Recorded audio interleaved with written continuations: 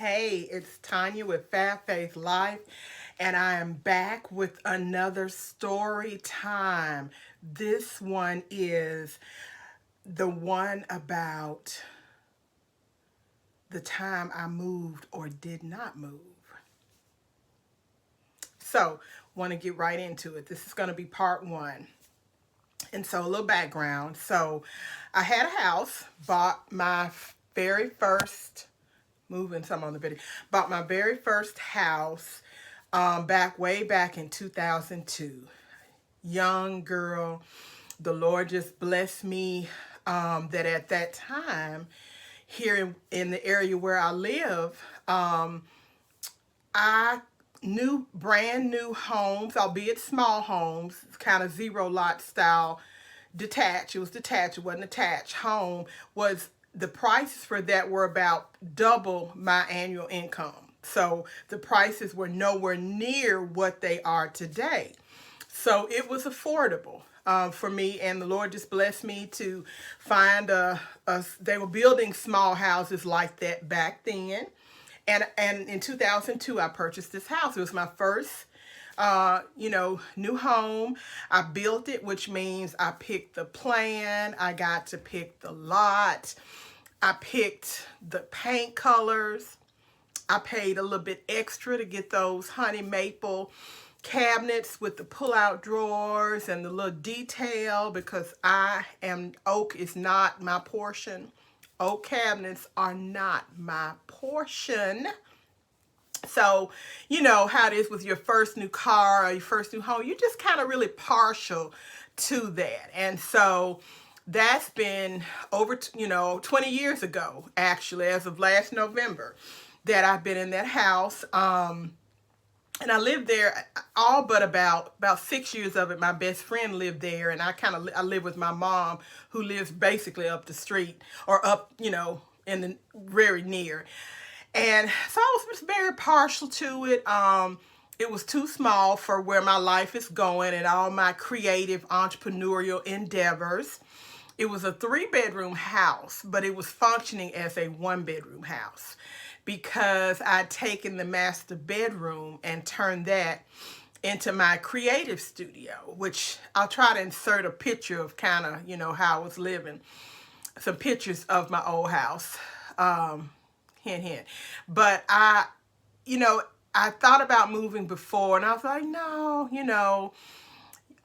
it's the perfect kind of retirement house because it's small. Nothing on it would cost a lot of money to fix because it's smaller. I love my neighbors. My neighbor next door, they moved in a couple months after I did.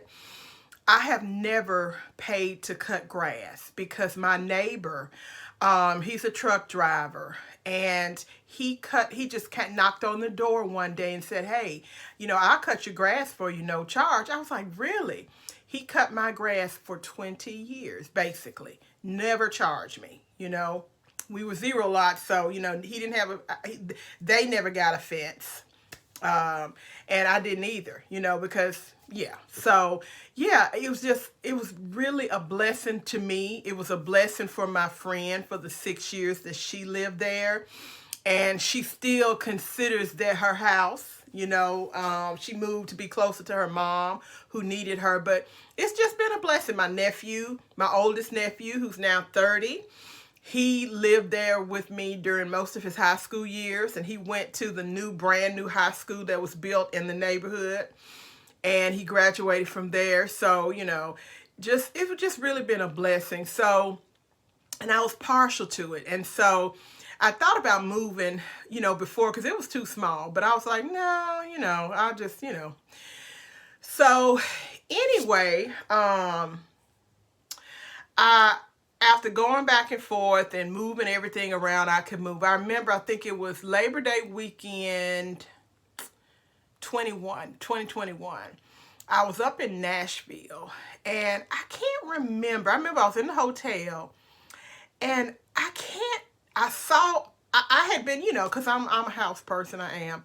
So I typically been looking at Zillow and checking on houses, and I saw some houses start to pop on the market.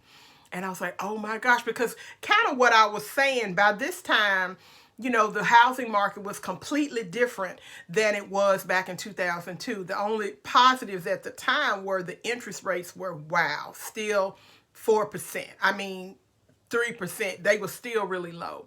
But there was very few homes on the market, and there was basically no new construction for anything remotely small. The only houses really that were being built in the area that I was looking were huge McMansions, and your girl got too much else to spend her money on other than just putting, I can't work just to pay a house note, so yeah, so I just happened to check and I saw this house pop on the market, which was basically within walking distance of my house. And I'm partial to my little neighborhood. We are a tucked away suburban area of a, probably top 40 city in the U.S. And so, we were a hidden treasure, so I was partial to my neighborhood, I was partial to that part of town, I was partial to my house. So this house popped on the market, and I was like, ooh, and I don't remember now, I probably wrote it down, but I'm gonna have to go look and see what was it. But I remember in that hotel room, I made the decision, you know what, just move, just move. And I said, I'm gonna move. I made the decision, I'm gonna sell this house and move. So anyway, come back to Memphis, start working to get the house cleaned up, how you got to do to put a house on the market and all of that stuff. So I was getting close to getting it done when September 19th, which was about basically 3 weeks later after the epiphany at Nashville about, move. Had that car accident, and the first thought that came to my mind when that car stopped spinning around and I discovered I was okay, thank God, was, well, you can forget about moving now, because my truck I had a 2014 Ford Explorer. It was paid for. It drove like a brand new car. It was, car note, buying a home with no car note. All I had was a student loan and a few credit card bills, which, I knew I was going to pay those off with the proceeds from selling the house. So that was the first thought that popped in my head. You can forget about moving now. So anyway, go through the work of finding a new vehicle in the middle of the pandemic when there were no cars to be found. God showed up and showed himself faithful, and a church member of mine who is a dealer found me exactly what I was looking for. I am a Ford Explorer person. This is I'm on my third one now, and I had a 2014, and what I wanted was basically one just like I had. Black, leather interior, all of that. This is 2021. I did not like any of the models from 2019 back because they changed some stuff on the body style. It just wasn't that nice. The Lord blessed, and he found me a 2017 Explorer Platinum. And it was like $30,000, I think. Actually, no, it was like 27. Yeah, I can't remember. In other words, I did not have to pay $60,000 for a brand new one and wait 6 months for it to come in, because at this time, Ford did not even have any. They didn't even have any new ones. So I thank God how he just worked that out. So get over that, get back to the house selling thing, because I'm still wanting to move. And I was going to do for sale by owner. And I put the house, I looked at Zillow and all of that, and I had been talking to an agent who I was going to use on the buying side, because I felt like in this market, I didn't need an agent to sell mine, but I wanted to have an agent to buy. So I would ask her, kind of where my price would be listed at. And so I think I put the house, it hit Zillow probably 1st of November, end of October. I had it all staged and, all of that.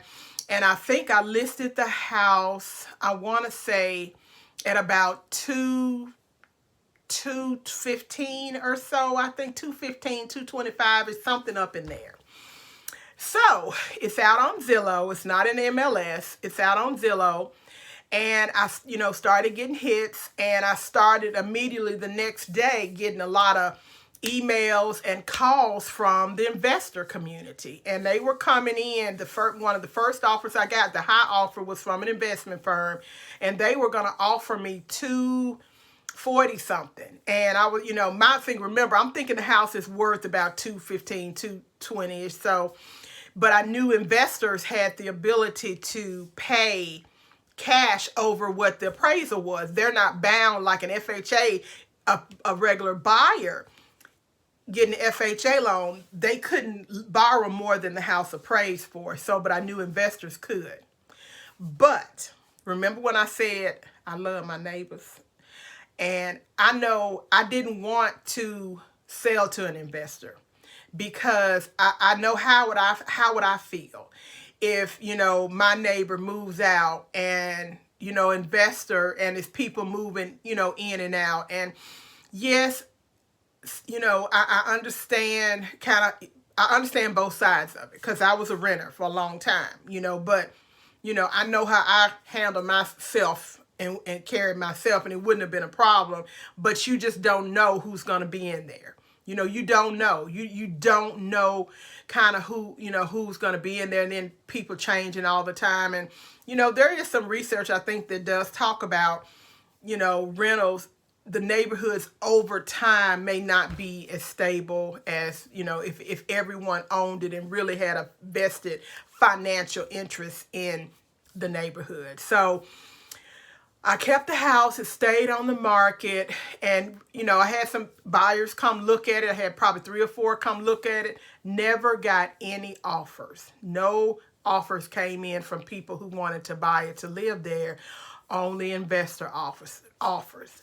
So by this time, it's Christmas, and I was like, I'm going to enjoy the holidays. I'm going to decorate and, do what I want to do, because it's hard keeping your house in show condition all the time. That's really a hard thing to live in it, because when you live, you got dirty dishes, you got laundry, clothes to fold up. Like me, I will keep, man, I will get my towels out the basket. They never make it to the closet. You live, you handle your business. So I enjoy myself during the holidays. And so when January rolls around, by this time, the rates are going up. They probably went from low 3s when I first decided. Now they're probably up at 4.5 or so, something like that.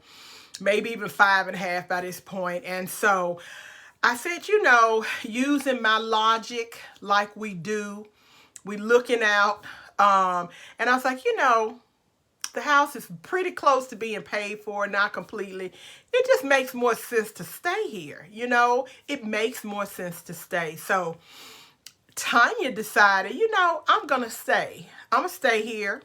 I'm going to redo everything. I'm going to paint, get new flooring, get new furniture, and, reconfigure some stuff, add some storage, try to do things to make the house work with my lifestyle and, my body butter and fabric and sewing and paint supplies and all of that kind of stuff. So that's what LaTonya, that is my full name, LaTonya.